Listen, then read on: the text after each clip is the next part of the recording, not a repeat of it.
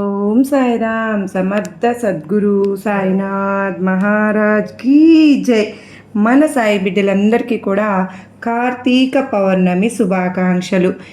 ఈరోజు సాయినాథుని దయ వలన అందరూ కూడా సుఖంగా సంతోషంగా ఎప్పుడు కూడా అష్టైశ్వర్య ఆరోగ్య అభివృద్ధితో ఉండాలి అని చెప్పి సాయినాథుని తరపున నేను కూడా మనస్ఫూర్తిగా కోరుకుంటున్నాను. ఈరోజు వీడియోలో సాయిబాబా సన్నిధి ద్వారా వచ్చినటువంటి సందేశం ఏంటి అంటే కనుక, ఈరోజు కార్తీక పౌర్ణమి పూర్తయ్యే లోపు నీ జీవితంలో ఎన్నడూ ఎరగనటువంటి ఆనందాన్ని, అద్భుతాన్ని నీకు పంపించబోతున్నాను, చూపించబోతున్నాను. మరి నేను చెప్పేటటువంటి సందేశాన్ని ఆలకించి చూడు అని సాయినాథుడైతే మనకు ఈరోజు చక్కటి సందేశం ద్వారా మన ముందుకైతే వచ్చేసారండి. మరి సందేశాన్ని ఎందుకు అందించాలనుకుంటున్నారు, ఏం చెప్పాలనుకుంటున్నారు అనేది మనం సాయినాథుని మాటల్లో తెలుసుకుందాం. వీడియో మొదలు పెట్టే ముందు ప్రతి ఒక్కరికి ఒక చిన్న రిక్వెస్ట్ అండి. ఈ సందేశం కనుక మీ అందరికీ మనస్ఫూర్తిగా నచ్చినట్లయితే తప్పకుండా మన వీడియోకి ఒక చిన్న లైక్ అయితే ఇవ్వండి. కొత్తగా మన ఛానల్ చూస్తూ ఉన్నారా, ప్లీజ్ అండి సబ్స్క్రైబ్ చేసుకుని నాకు సపోర్ట్ అయితే ఇవ్వండి. మీకు ఎటువంటి కష్టాలు, సమస్యలు, బాధలు ఉన్నా తప్పకుండా నాకు కామెంట్ అయితే చేయండి. నేను బాబావారి గుడికి వెళ్ళినప్పుడు తప్పకుండా మీ పేర్లన్నీ చదివించి మీ పేరును అర్చన అయితే చేపిస్తాను. బాబావారి సందేశాన్ని మీరందరూ కూడా ఎంతో శ్రద్ధగా వింటూ బాబావారిని కనెక్ట్ అయి ఉండడం వల్ల మీ జీవితంలో గొప్ప అద్భుతాలు అనేవి సాయినాథుడు జరిపిస్తారు. కాంటాక్ట్ అవ్వండి. సాయినాథుని ఆశీస్సులతో చక్కగా మీరందరూ కూడా బాబావారు మీకు మంచి మార్గాన్ని, అంటే మీ సమస్యలకు చక్కని పరిష్కార మార్గాన్ని సాయినాథుడే చూపిస్తూ ఉన్నారు.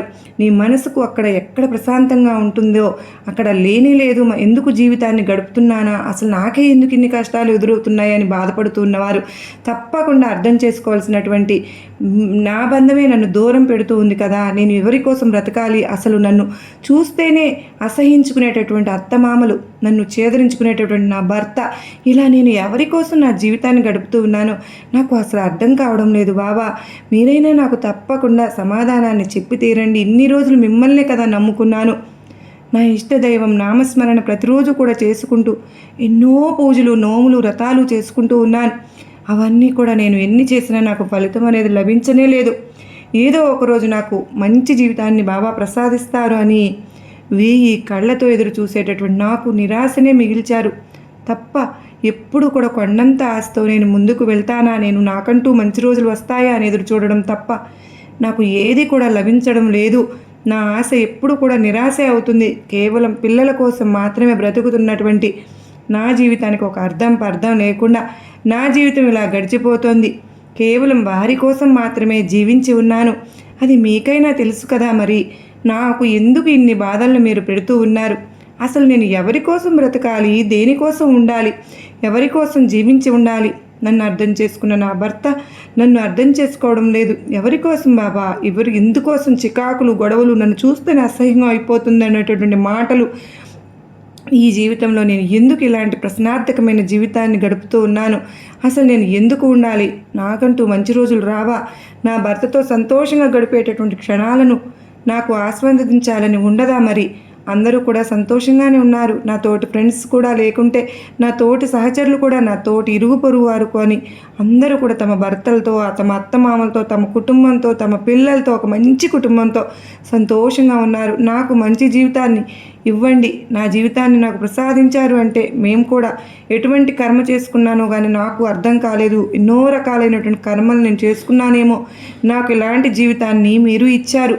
అసలు నేను ఎందుకు ఉన్నాను అనేది కూడా నాకు నా జీవితం ఒక ప్రశ్నార్థకంగా మిగిలిపోయింది.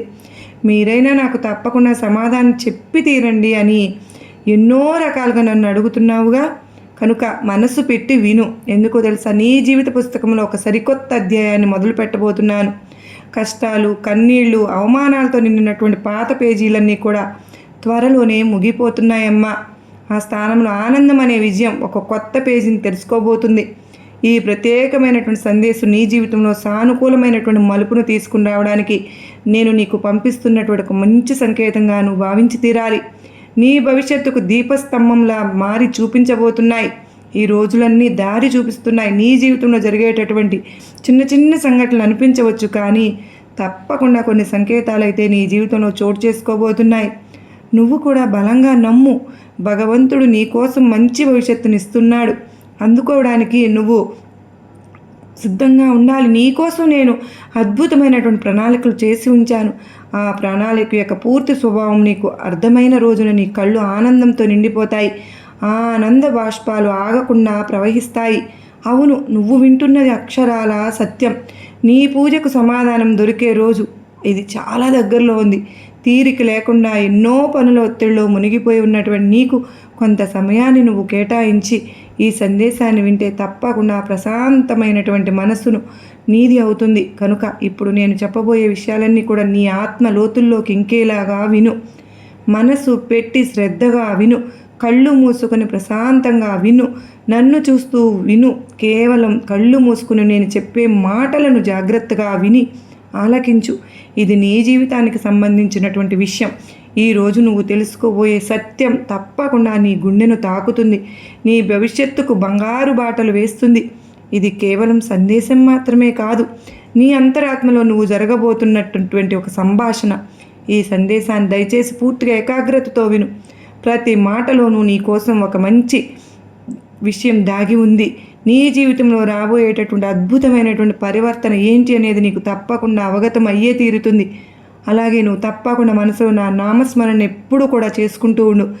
నీ ఇష్టదైవాన్ని మనసులో ఒకసారి తలుచుకుని ఈ యొక్క సుదీర్ఘ ప్రయాణాన్ని మొదలు పెట్టాలని చెప్పి మనసులో అనుకో. నీ ప్రయాణంలో ఎన్నో మలుపులు, మరెన్నో ఎగుడు దిగుళ్ళు ఉన్నాయి. అలాగే సాధారణంగా ఎంతో కష్టపడే తత్వం నీది. చిన్నప్పటి నుంచి ఎన్నో ఆటుపోట్లు, అవమానాలు, బాధలు, కష్టాలు ఎదుర్కొని ఉన్నావు. నీ జీవితం పూలపాన్పులు కాదు నీది. కష్టాలకు కృంగిపోకుండా నువ్వు ప్రతి అనుభవాన్ని ఒక పాఠంలాగా స్వీకరించావు. భవిష్యత్తుకు పునాదులు వేసుకునేలాగా ఆలోచించేలాగా మొదలుపెట్టావు. బాల్యం నుండి బాధ్యతలు అలవాటుగా నీకు మారిపోయాయి. తీసుకువెళ్ళాలి ఆ అనుభవాలను. నీ వయసుకు మించినటువంటి పరిణితిని నువ్వు చేసేలాగా ఉపయోగపడ్డాయి కూడా. ఒక యోధుడిలాగా నిన్ను తయారు చేశాయి కదూ. కష్టాలన్నీ నీకు మానవత్వం ఎక్కువ, హృదయం కరుణతో నిండిపోయి ఉంటుంది కదా. సమాజం బాగుండాలి, సుఖంగా ఉండాలి అన్న తపన నీకు ఎక్కువగా ఉంటుంది. నీ స్నేహితులు ఎక్కువగా, కానీ నిజమైనటువంటి స్నేహితులు చాలా తక్కువ అమ్మా. ఎటువంటి భేదాలు లేకుండా అందరితో నువ్వు కలిసిపోతావు, కానీ నీ మనసును అర్థం చేసుకునేవారు అరుదుగా ఉన్నారు. ఎప్పుడు కూడా నువ్వు స్వతంత్రంగా ఉండడానికి ఇష్టపడతావు. బానిసత్వానికి అసలు సహించలేనేవు. స్వతంత్రమైనటువంటి స్వేచ్ఛను పొందాలని అనుకుంటున్నావు, కానీ నిన్ను అడుగడుగున తొక్కి పడేటటువంటి జనాల మధ్య ఈ కలికాలంలో బతుకుతూ ఉన్నావంటే నువ్వంత గొప్ప అదృష్టవంతురాలివి ఇంకెవరూ కూడా ఉండరు. చాలా ధైర్యవంతుడివి. ఎందుకంటే ఈ కలికాలంలో అసలు బ్రతకడానికి చాలా రకాలుగా ఆలోచించాల్సినటువంటి ఈ రోజుల్లో నువ్వు బ్రతుకున్నావు కనుక ధైర్యంగా, అంటే అందుకు నీకు ఎంతో ధైర్యం ఉండబట్టే కదా ఈ ఎన్నో రకాలైనటువంటి బాధలు ఈ మనుషుల నుంచి నీకు ఎదురైనప్పటికీ నువ్వు వాటినన్నిటినీ ధైర్యంగా ఎదుర్కొంటూ వస్తూ ఉన్నావు. తల్లి, ఇంతలా ఉండే నువ్వు ధైర్యం ఉండమట్టే బాధలు పెట్టే ఈ మనుషులు మనం ఒక ధైర్యంగా బ్రతుకుతున్నామా అంటే అందుకు మనం ఎంతో ఇష్టంగా మనం నమ్ముకున్నటువంటి ఆ భగవంతుడు కూడా మనకు తోడుగా ఉన్నాడు అని అర్థం చేసుకో. కనుక ధైర్యంగా బ్రతుకుతున్నావు, ఎంతో ధైర్యంగా ఎప్పుడు సంతోషంగా ఉండడానికి ప్రయత్నిస్తున్నావుగా. ఎవరిని కూడా బాధ పెట్టవు. అసలు నీది ఎంత మంచి మనస్తత్వం అంటే ఎవరైనా ఏడుస్తున్నారనుకో అసలు నువ్వు సహించలేవు కదూ. ఏడుస్తుంటే వారి ఏడుపును చూసి నువ్వు కూడా కంటతడి పెట్టేసుకుని చిన్న పిల్లలాగా మారాన్ చేస్తూ ఎప్పుడు కూడా బాధపడుతుంటే చూడలేక వారికి ఏదైనా ఒకటి చేయాలని తపన అనేది పడుతూ ఉంటావు. అసలు అందరితో కలిసిపోతావు. నీ మనసును అర్థం చేసుకునేవారు అరుదుగా ఉన్నారు కదూ. ఎప్పుడు కూడా నువ్వు అంటే ఏదైనా సరే కానీ నీకు ఒక ఇతరులు ఎప్పుడు కూడా నీ మనసును నొప్పించడానికి ప్రయత్నిస్తూ ఉన్నారు. నిన్ను చూసి ఓర్వలేనటువంటి జనాల మధ్య నువ్వు బ్రతుకుతూ ఉన్నావని గుర్తుపెట్టుకో. అసలు ఎప్పుడు కూడా నిన్ను చూసి హీనంగా చేదరించుకునేటటువంటి జనాల మధ్యలో నువ్వు నీ జీవితాన్ని పొందుతూ ఉన్నావు. నీ జీవితాన్ని గడిపావు కదూ.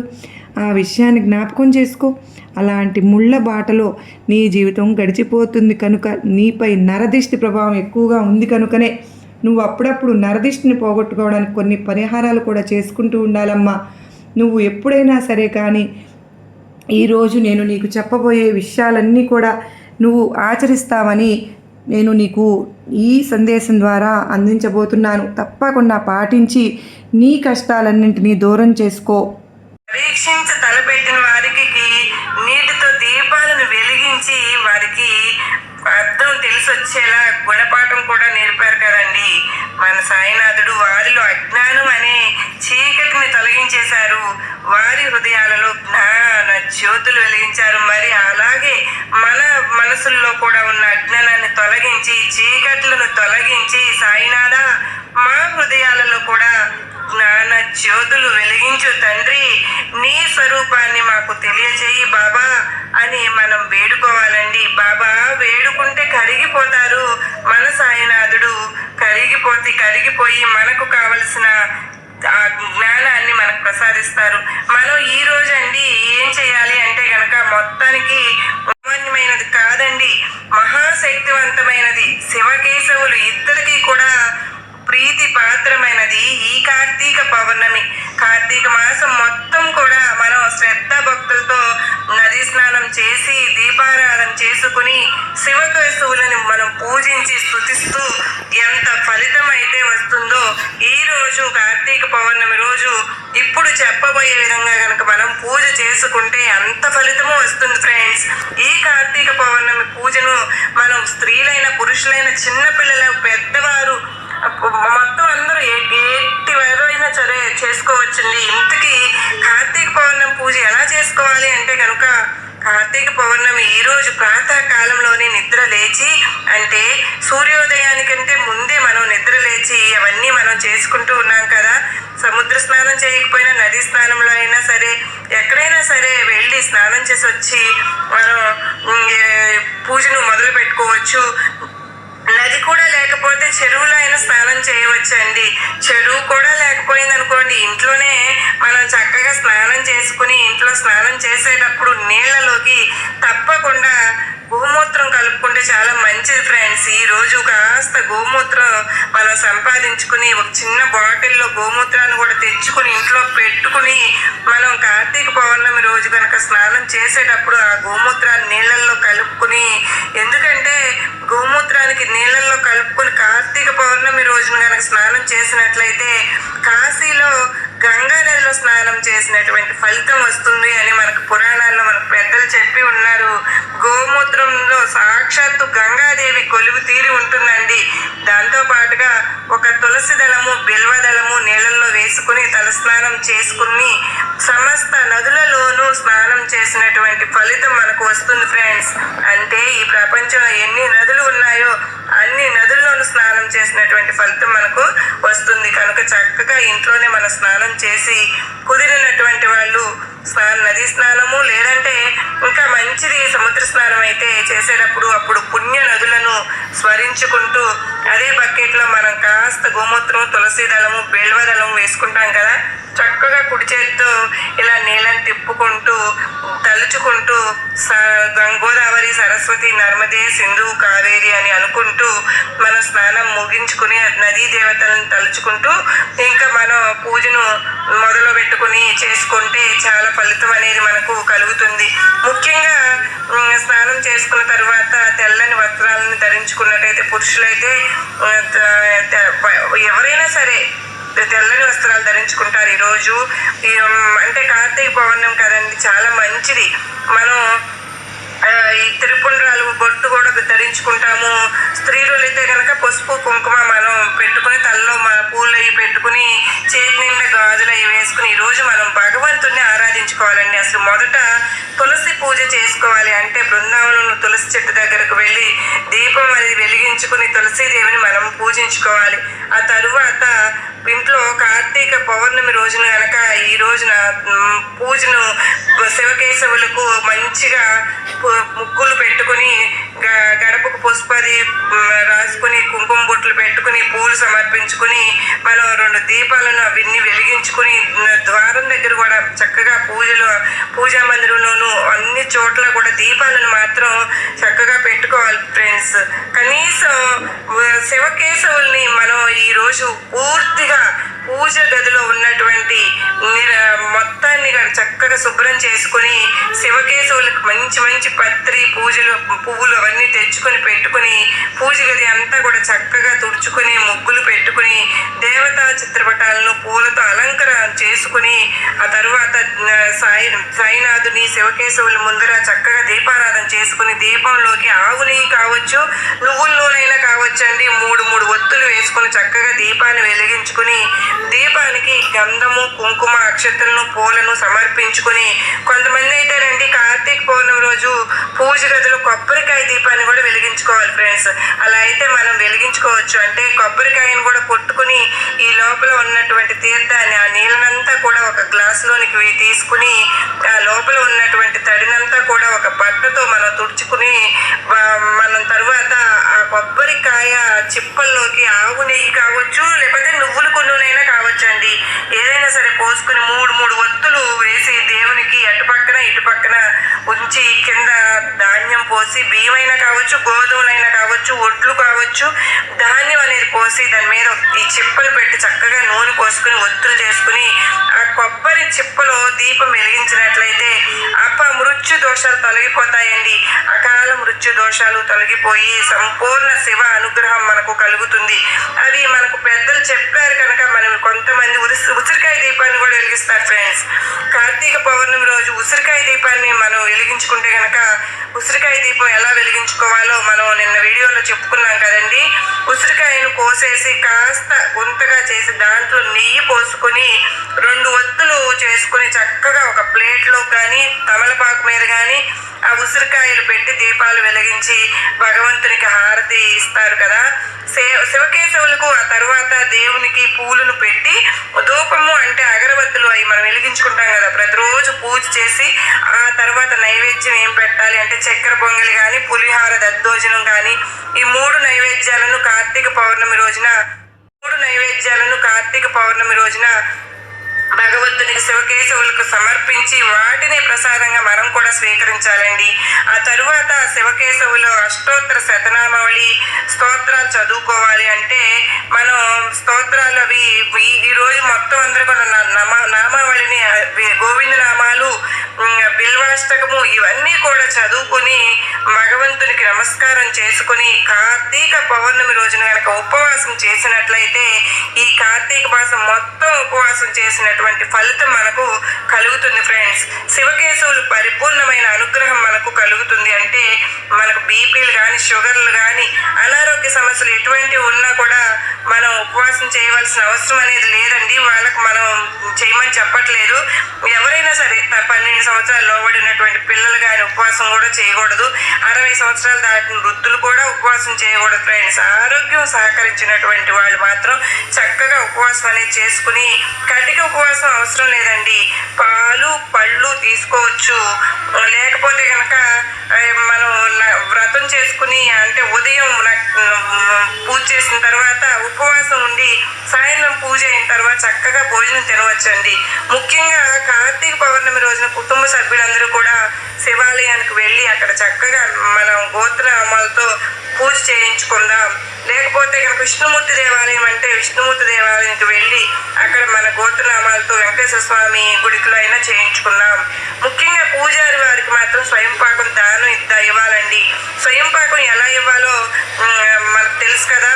మనం బియ్యము పప్పు బెల్లము కూరగాయలు దాంతో పాటుగా తాంబూలంతో పాటు ఒక కొంచెం దక్షిణ కూడా మనం సమర్పించుకుంటే కనుక తర్వాత దీపదానం చేస్తే చాలా మంచిదండి.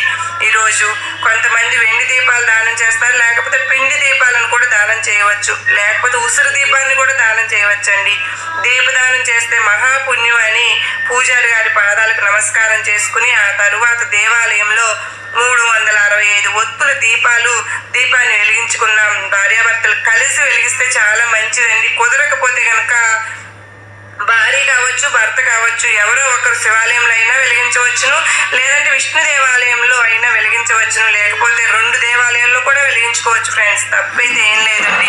ముఖ్యంగా కార్తీక పౌర్ణమి నాడు దుర్భాష భాషలు ఆడుకోవడం, ఒకరినొకరిని చెడ్డ మాటలు మాట్లాడుకోవడం అనేది, వేరే వాళ్ళ మనసును బాధ పెట్టడం అనేది అసలు చేయకూడదు. ముఖ్యంగా మనం గోర్లు కత్తిరించుకోవడము, తలపలు చేయించుకొచ్చుకుంటారు కదా, మధ్య మాంసాలను స్వీకరిస్తూ ఇటువంటి పొరపాట్లు అస్సలు చేయకూడదండి. ఈరోజు సాయంకాలం వరకు కూడా శ్రద్ధాభక్తులతో భగవంతుని చింతనతో గడిపి సాయంత్రం మన ఇంట్లో మళ్ళీ యథాశక్తిగా మనం దీపాలు వెలిగించుకుని పూజ చేసుకుని రాత్రికి మాత్రం బ్రహ్మచర్య దీక్షను మాత్రం పాటించినట్లయితే మనకు శివకేశవుల పరిపూర్ణమైన అనుగ్రహం కలుగుతుందని, కార్తీక పౌర్ణమి రోజు ఇలా అందరూ కూడా శివకేశవులను పూజించుకుని భగవంతుని కృప కరుణ కటాక్షములకు అర్హులం అవుదామని, కార్తీక పౌర్ణమి నాడు దీపదానం చేసినా కూడా, వస్త్రదానం చేసినా కూడా, స్వయం పాకం దానం చేసినా కూడా, పాదరక్షలు దానం చేసినా కూడా, ఛత్రం అంటే గోదానం చేసిన, భూదానం చేసిన, సువర్ణ దానం చేసినా కూడా, ఏ దానం చేసినా కూడానండి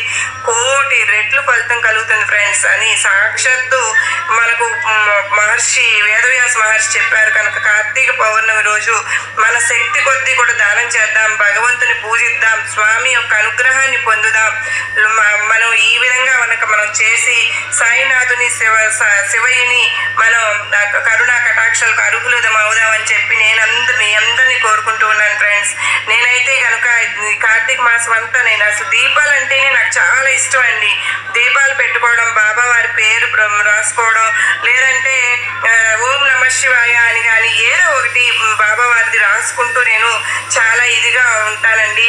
అయితే కనుక ఈ ప్రతిసారి కూడా ప్రతి సోమవారం వెంకాయలు 3 జ్యోతులను వెలిగించుకున్నా కూడానండి మనకు ఎంతో మంచి జరుగుతుంది. మారేడు ఆకుల పైన కానీ, ఇంకా బిల్వపత్రం కానీ, మనకి ఏ ఆకులు దొరికితే ఆ 3 నేను చేసిన ఆకులు, ఆ ఆకుల పైన మీరు ఆవు నెయ్యితో కానీ లేకుంటే నువ్వుల నూనెతో కానీ వెలిగించిన దీపాన్ని అయితే మీరు శివయ్యకు పెట్టి రండి. గుళ్ళో అయినా సరే మనం ఇంటికి వచ్చేలోపే మనకు అనుకూలంగా అంతా మనం అనుకున్న పనులు జరిగిపోతాయి ఫ్రెండ్స్. ఇంకా కొంచెం వీలైతే కనుక గుడి చుట్టూ మనం ప్రదక్షిణాలు అయితే చేద్దాము. ఓకేనా ఫ్రెండ్స్? ఈ వీడియో అయితే మరి మీకు నమ్మకాన్ని ధైర్యాన్ని కలిగించింది అని అనుకుంటున్నాను. నచ్చినట్లయితే మరికొంతమంది సబ్స్క్రైబ్ చేసుకుని మరికొంతమందికి షేర్ చేయండి. అలాగే చిన్న లైక్ ఇవ్వటం మాత్రం మర్చిపోకండి ఫ్రెండ్స్. అంత మాత్రమే కాదండి, ఇటువంటి పరిహారాలను పాటిస్తూ ఉంటే కనుక, పాటించిన తర్వాత మనకు అంతా మంచిగా జరిగినట్లయితే ఇంకొంతమందికి సాయి బిడ్డలకు కూడా తెలియపరచండి ఫ్రెండ్స్. మీ నోటి ద్వారా మీకు అంతా మంచి జరుగుతుంది కదా. మనం ఏదైనా మనకు జరిగింది అంటే ఇతరులకు చెప్పడం తప్పేమి కాదు కదండి. వాళ్ళు కూడా బాగుపడతారు. ఒకరు బాగుపడాలి అనుకోవాలి కానీ ఒకరు నాశనం కావాలని మాత్రం మనం ఎప్పుడు అనుకోం కదా. అలా అనుకున్న వాళ్ళకు కూడా ఖచ్చితంగా మనకు మంచే జరిగింది. అసలు అలా అనుకుంటే మాత్రం ఖచ్చితంగా మంచి జరుగుతుంది. ఎందుకంటే మనకు ఈ రోజు బాగుపడుతున్నాము, బాగుపడడం లేదు అని దానికి కారణం మనం చేసుకున్న పాపకర్మలేనండి.